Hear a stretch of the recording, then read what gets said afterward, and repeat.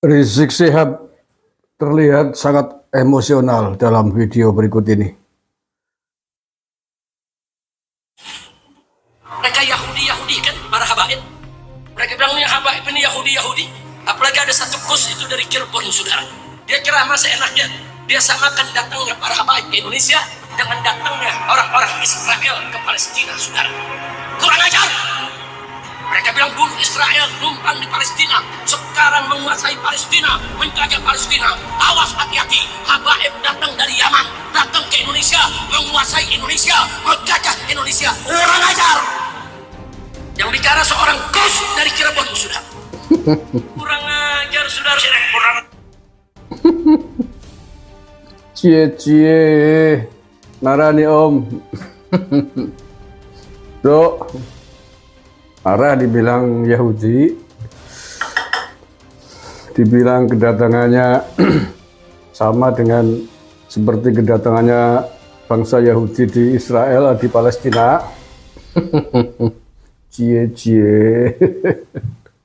Halo bro, gak usah marah lah.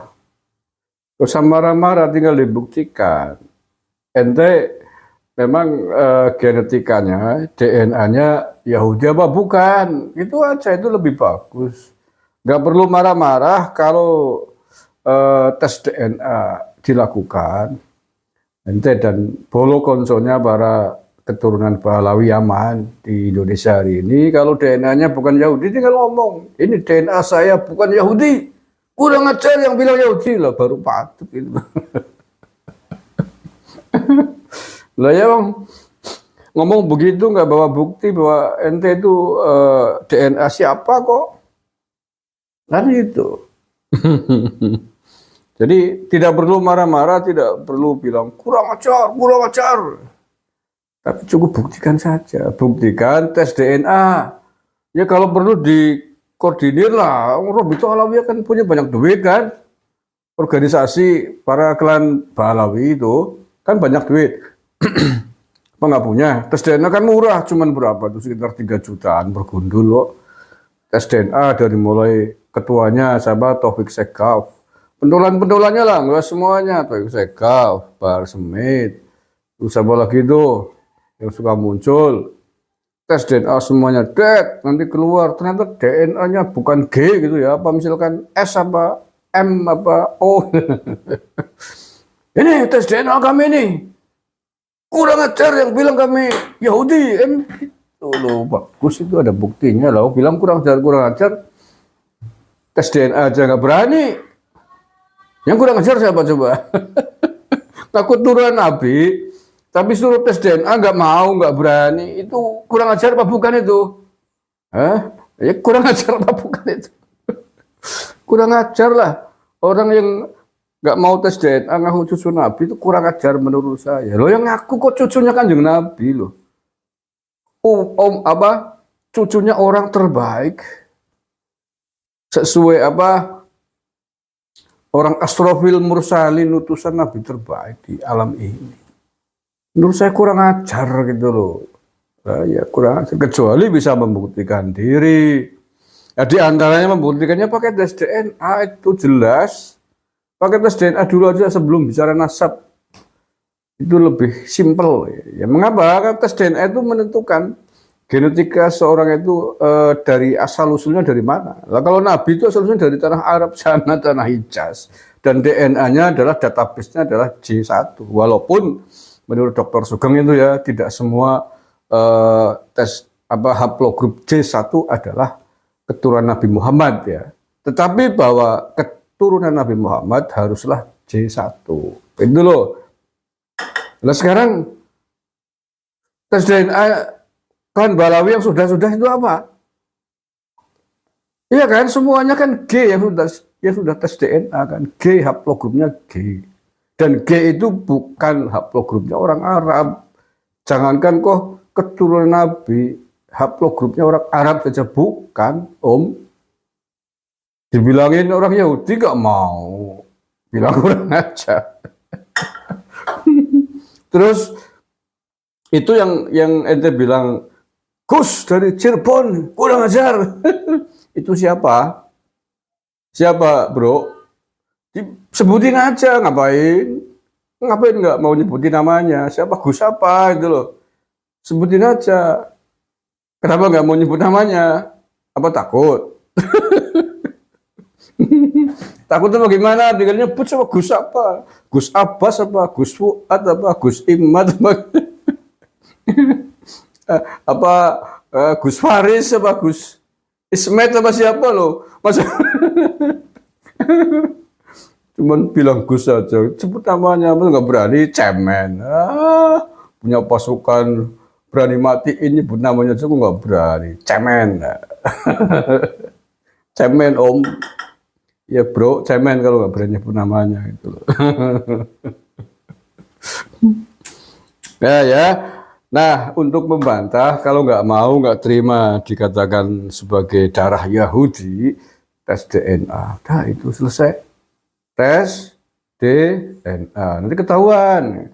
Kalau Anda betul-betul nanti DNA-nya bukan DNA Yahudi, bukan haplogrupnya G, sebagaimana yang sudah melakukannya kepada keturunan Pahlawi yang lain. Dah, silakan Anda naik lagi ke mimbar. Saudara-saudara, saudari, lihat ini haplogrup saya, Rizik Sihab. Haplogrupnya ini R3. Kurang ajar yang bilang saya Saudi. Patut gitu loh.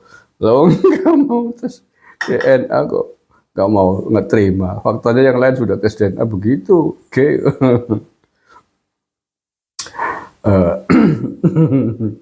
Aduh, Chan.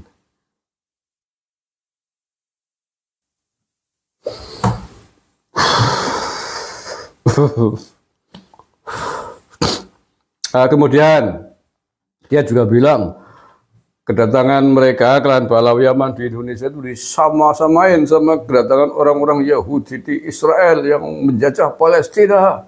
Kurang ajar. Gus dari Cirebon yang bilang nih kurang ajar.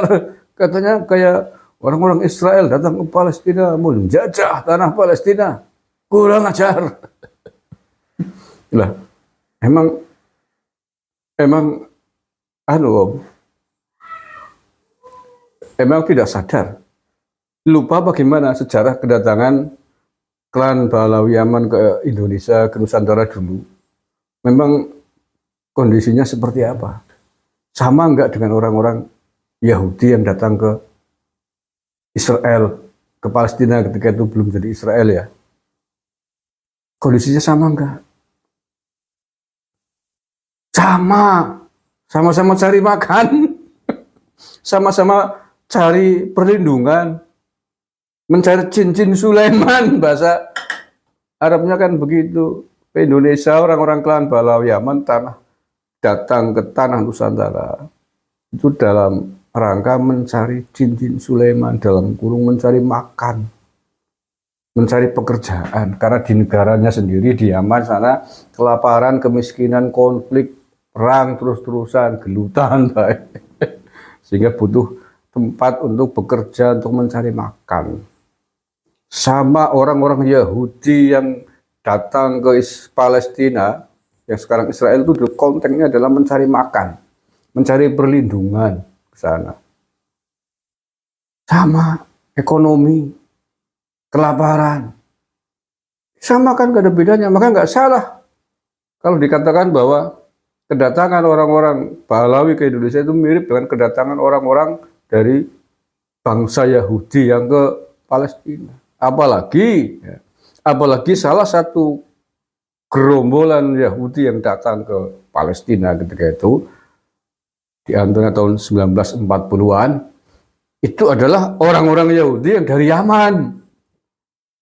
Loh, kaget, nggak percaya? Silakan buka-buka sejarah tuh, Yahudi Yaman pindah ke Israel, pasti nemu itu. Ada sekitar 50 ribuan itu orang-orang Yahudi dari Yaman yang dipindahkan ke Palestina oleh Inggris. Ya, karena Yaman pernah menjadi jajahan Inggris. Sehingga kemudian banyak klan Yahudi, banyak darah Yahudi, banyak DNA Yahudi di Yaman itu. Di antara sejarahnya. Maka tidak aneh, tidak asing kalau kemudian di Indonesia klan-klan keturunan imigran Yaman ini juga DNA-nya Yahudi.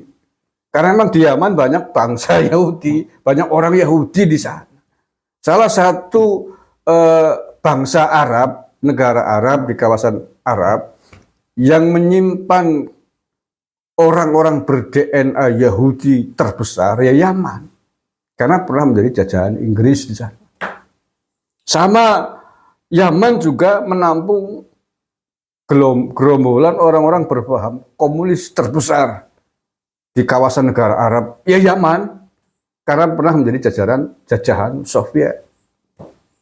Ya, makanya kalau kemudian orang-orang klan keturunan Yaman ke sini datang membawa ideologi komunis, ya mungkin karena itu sejarah. Karena Yaman dulu ideologi komunis adalah terbesar, tumbuh subur di Yaman. Bun, bro, paham ya bro? Jadi nggak usah kemudian tersinggung, memang faktanya begitu kok. Kayak kalau memang merasa nggak benar ya dibantah. Jangan hanya bilang kurang ajar, bantah salahnya di mana.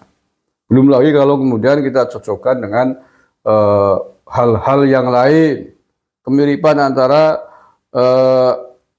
kelompok Yahudi Yaman yang di Indonesia dengan yang ada di Israel.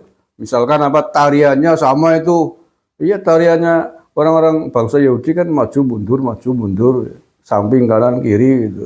Dengklek. Di sini juga banyak kan orang-orang keturunan imigran Yaman yang disebut Habib itu. Tariannya sama mirip gitu. Satu. Yang kedua katanya juga nggak pada sunat. Jadi pada orang sunat itu. Aku sih urung tau bukak ya. Katanya ada yang bilang saya kok ya berkenalan dengan Habib lama ya. Tapi nggak pernah lihat mereka bersunat, katanya begitu. Lah, bener apa enggak walau alam iswab. Untuk membuktikannya coba itu yang berteman dengan para Habib. Sekali-kali dibuka sarungnya. Jadi Habib, kok jadi orang sunat bener boleh dibuka. Ngomong, oh kurang ajar, saya sunat kok ya. Nggak percaya buka sendiri gitu. Kemudian berikutnya apalagi yang mirip kuburan palsu, makam palsu di Palestina sana, di kawasan Masjidil Aqsa banyak ribuan makam palsu yang dibikin oleh orang-orang Yahudi di sana. Makam palsu tadinya bukan apa-apa, didirikan makam ditulisi keturunan Yahudi. Bin ini gitu loh. Di sini juga udah berapa ratus kasus tuh di Indonesia yang sudah terbongkar makam-makam palsu tuh. Baik yang ada di kawasan kuburan-kuburan sesepuh leluhur kita, kuburan para wali, maupun di tanah-tanah kosong atau bahkan ada yang kuburan kucing. Kuburan das kebut tadi, kuburan Habib jajal gue. Kan palsu kan. Mirip kan? Ya mirip. Tujuannya apa? Biar nanti orang-orang Yahudi itu bisa ngomong, "Hei bangsa Palestina, ini tanah kami, ini tanah leluhur kami. Kalian harus tunduk patuh kepada kami orang-orang Yahudi." Buktinya apa? Ini makam-makam leluhur kami ada di sini sudah ratusan tahun yang lalu. Begitu. Dan itu terjadi di Palestina. Sehingga kemudian orang-orang Israel merasa paling berhak atas tanah Palestina, merasa milik leluhurnya, padahal itu leluhur palsu yang ditanam gitu loh. Di sini juga begitu. Loh Habib datang ke sini tahun berapa? Tahun 1900-an. Tiba-tiba kuburan kuno yang sudah berumur 4-5 abad yang lalu ditulis makam Habib Anu bin Yahya. Tujuannya apa coba? Dan itu terjadi di banyak penjuru tanah air, Kalimantan, Surabaya, di sini Banyumas, bahkan orang Nusantara dikatakan bin Yahya. Wah, semua penjuru Cirebon kemarin baru terungkap, ya Hasan bin Toha bin Yahya juga. Tujuannya apa coba?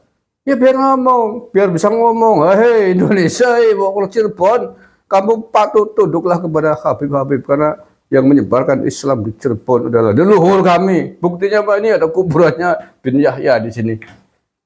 Kan begitu. Tujuannya begitu. Tapi alhamdulillah hari ini sudah terbongkar. Modus-modus kebusukannya sudah terbongkar, sehingga jangan coba-coba untuk meneruskan proyek-proyek makam palsu ya.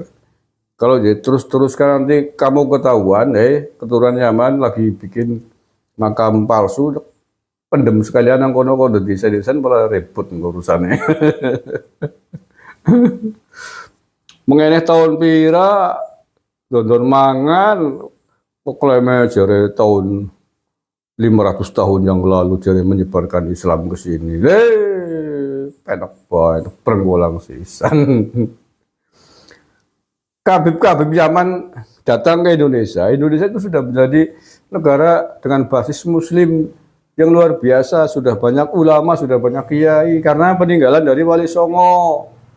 Wali Songo yang menyebarkan Islam di tanah Jawa secara masif pada sekitar abad 14-15. Jadi nggak usah ngaku maning katanya Wali Songo Habib. Wah, tak kaki sugi nah, yang sesuai apa? Senang temen aku ya gue tradisi Yahudi itu ngaku-ngaku begitu, mirip-mirip. Mulanya dibilangin Gus Cirebon ya, jangan tersinggung, dibuktikan aja bahwa kalian tidak seperti itu. Tapi orang bisa membuktikan orang anu bohong, anu ngelombok beda brus. Wong kok seneng temen wis mangan nunut nang kene berkembang biak manak ceprat-ceprot garing-garing ngelombok. Bersyukur sih ngapa numpang dong.